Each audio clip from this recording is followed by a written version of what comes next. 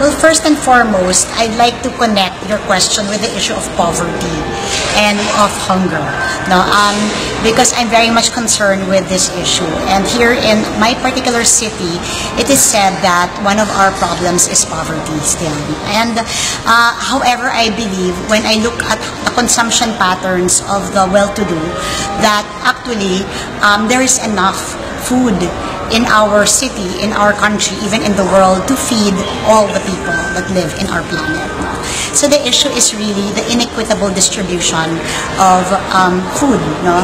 And I think that if we are more responsible consumers, we will also take into consideration the fact that what we are consuming and what we are wasting in the process of not being able to measure our consumption patterns is actually affecting people who are less fortunate, because we are taking away food that can go to them. So maybe one thing that we can do here in Quezon City is to be more responsible consumers, in the sense that we are more aware of our consumption patterns.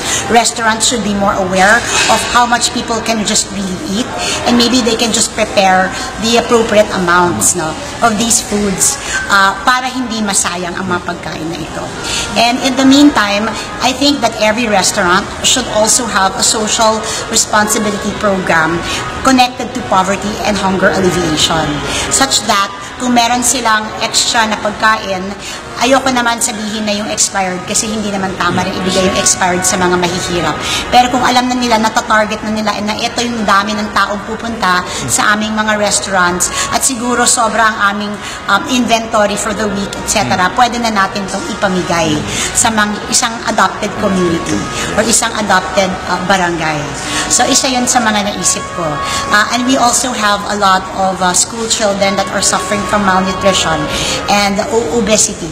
No, and that's why one of the campaigns of our city is also to promote healthy eating habits. But this is also related to the issue of environmental sustainability, because it is the food that is unhealthy that also destroys our environment, and there's a connection there. And that's why kailangan sa mababang edad pa lang ng mga bata ay tinetrain na natin sila na kumain ng wasto at ng tama, na i-appreciate ang halaga ng pagkain.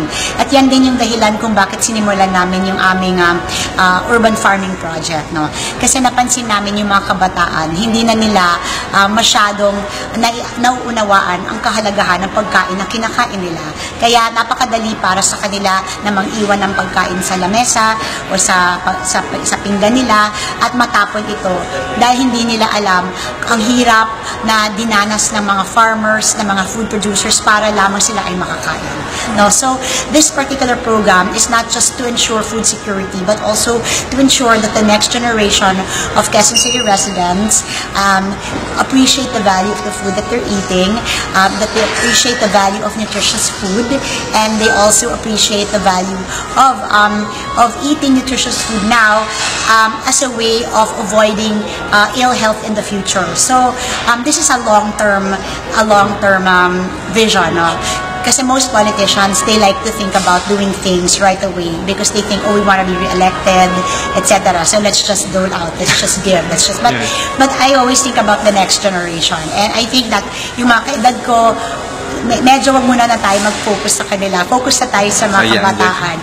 Kahit hindi sila botante, pero sila yung nasa kamay nila yung pag-asa ng bayan, yung kapakanan ng susunod na henerasyon, no, ay nasa kanila. No? The future of the world rests in their hands. So as much as possible, lahat ng mga visions ko para pangalagaan ang kapaligiran, para pangalagaan ang planeta, para siguraduhin magkaroon ng mas magandang kinabukasan ang mga mamamayan natin, ay dapat sa kabataan natin yan tinuturo sa kasalukuyan para pagtanda nila, sila na yung magkakaroon ng pag-asa yung ating lungsod.